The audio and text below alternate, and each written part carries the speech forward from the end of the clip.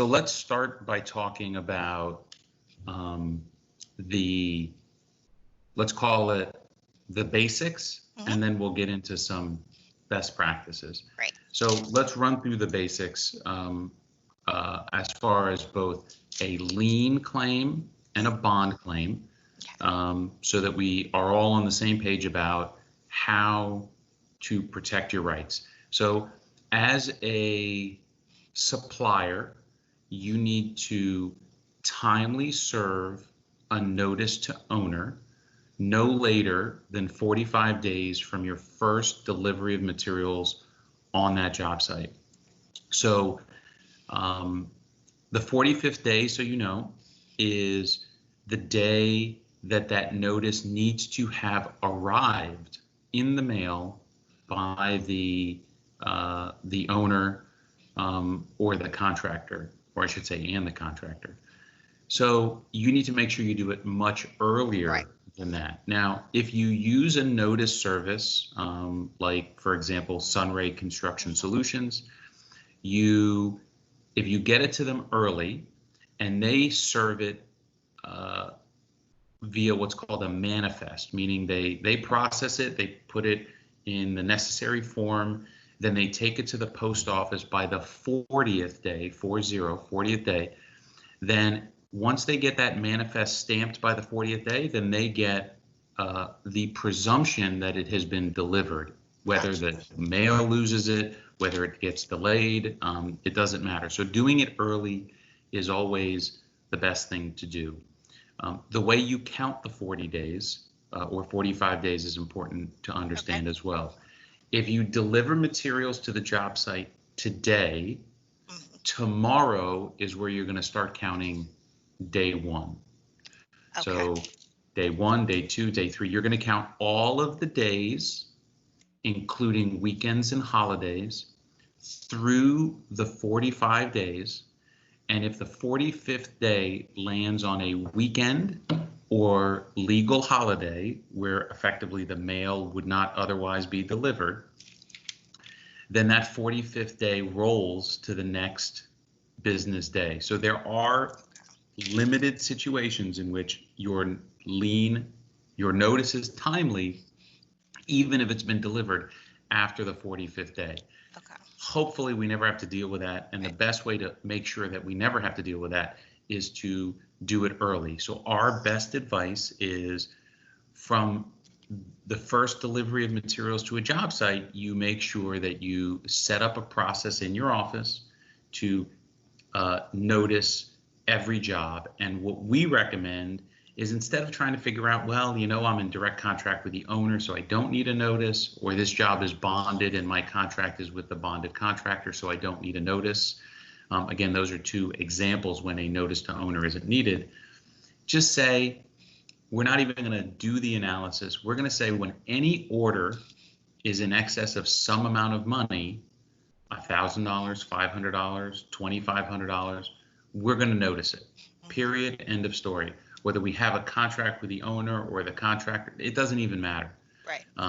So best practice tip number one, internally, you determine a monetary threshold and you stick to that, and every job over that amount gets noticed, no questions asked.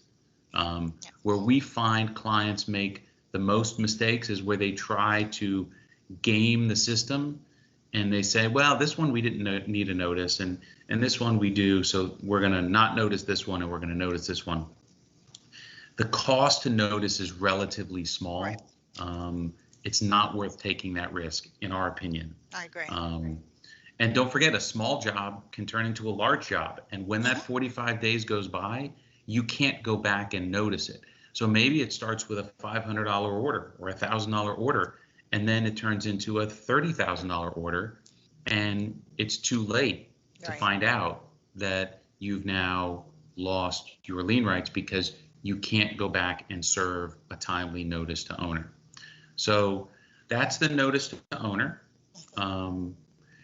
When you are a supply house, you need to serve that notice in every situation when you are not in direct contract with the owner. So again, the one situation where you don't need it is if you have a direct contract with the owner.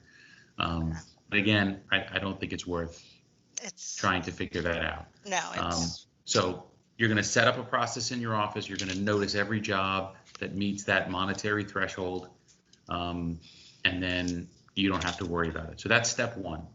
okay. Step two is within 90 days of your last work or delivery of materials on the job, you need to record that lien. 90 days is not 3 months. Right. That may sound obvious, but we have clients make that mistake. So if you're counting June 7th, July 7th, right, you're already making a mistake because some months have more than 30 days, yeah. some months have fewer than 30 days. The counting of the lien deadline is exactly like the notice to owner deadline, meaning you start counting on the day after the delivery of the materials. You count every day, weekend and legal holiday from that day until the 90th day. And if the 90th day falls on a weekend or legal holiday, or otherwise when your clerk of court is closed, then you roll to the next day. So for example, if the 90th day landed on a Saturday, then you go to Sunday, then you'd go to Monday, and if Monday the courts were closed, you'd go to Tuesday. So that's an example of how you could, buy a little extra time. But again, just like we talked about with the notice to owner, we strongly recommend that you start the lien process. That means actively thinking about, okay, I need to get my paperwork ready. I need to prepare my lien to record it at day 60. 60. Okay. We do not recommend that you wait until day 70, 75, 80, 85. And the reason has several layers, right? So one is lots of people will promise to pay you and then they may not actually come through. And if they don't come through, then it's this mad dash to get everything done. To prepare a lien is not that easy, right? So you need to get all the documents together. You need to prepare the form, whether you do it yourself or you have us do it. Right. Then it has to be signed and notarized, right? What happens? Oh, geez, the notary is sick that day. So now we need to wait another few days. It then needs to be physically taken to the clerk's office and recorded if you wanted to record it that day. Now, maybe you delivered something in Martin County versus Miami, right? So now we got to get it over to Martin County. Now we can record things electronically for our clients. Right. And people assume, well, if you're recording electronically, right, I can get my groceries in 2 hours. How hard is it to record a piece of paper? No. The current wait time in Miami-Dade County today is 5 business days. That's today. We have seen it as high as 3 weeks. Oh, wow. And it's rare that we see it sooner than a couple of business days. So it takes time. And if you wait till the last minute, then that's usually when the mistakes happen. It's much easier to record and then satisfy than it is to risk that amount of money. Now, you may make a business decision, well, it's only $4,000. I have a great relationship. I have a personal guarantee. If it doesn't work out, I have some other recourse. I'm going to wait till day 70 or 80. That's an internal business decision you can make. But I would suggest if the amount of money is substantial and you want to ensure that your rights are protected, that at day 60, you do not really wait much past that to start the process. Because it may take you 10 days before everything comes together. It gets submitted for recording. And now we're dealing obviously with coronavirus. Right. The clerk's office is open, but not for physical people to take things in, which means we only can record things electronically. Okay. And I'll tell you a little story. We had a lien for $200,000 that we had to record, and the clerk was not open. So Nick from my office went over, and there was a police officer standing there saying, sorry, no one's coming in. And we had 3 days before the 90th day to record this $200,000 lien. And the clerk they said no. Nick said, well, here's the check. Will you just take it and bring it in? And the police officer said, no one's going in. Oh my gosh. So we had to go back to the office and record it electronically. So we prepared an affidavit that said, look, here's all the steps we tried to take, because if something doesn't go well and this turns into litigation, at least we can say we did everything we could. Protected. Right. So those are the situations we want to try to avoid if we can. Mm-hmm. So, and the best way to do that is to lien early. So we talked about step one. Mm-hmm. Notice to owner no later than 45 days from your first work or delivery. Step two, 90 days from last work to record the lien. The last step for a supply house would be that you need to file a lawsuit to foreclose on that claim of lien within 1 year from the recording date of that claim of lien. Now that, again, all of these dates are the outside deadlines. Right. There's nothing that stops you from doing it earlier in that period of time. Right. So for example, if we go back to the lien, you may have 2 more deliveries to make that you've committed to make, but you want to put some more pressure on the contractor or the owner. You can lien as you're doing the work or as you're continuing to deliver materials. You don't have to wait until the end to do it. You don't have to wait till day 60. You could lien on day 4 if you wanted to. Okay, so don't think that you have to wait till the end. You can do it at any point in between. The same is true for the lawsuit. So our advice generally is, unless you have a business reason to wait, we recommend that you spend about the next 30 to 60 days after you lien actively trying to work on your collection efforts. Right. Making phone calls, sending emails, pushing, prodding.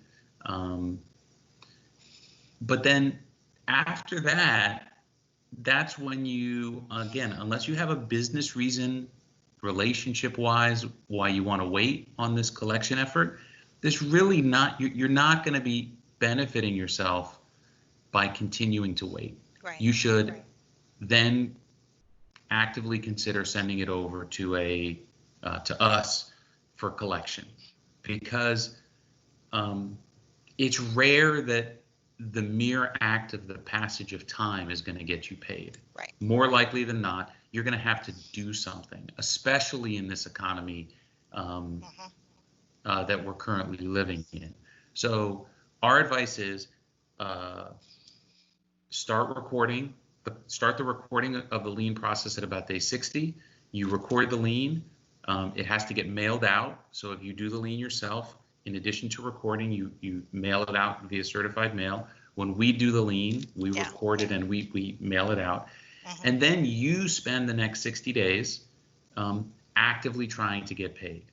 And then if that fails, then send it back over to us. And then what we do is we start with a demand letter.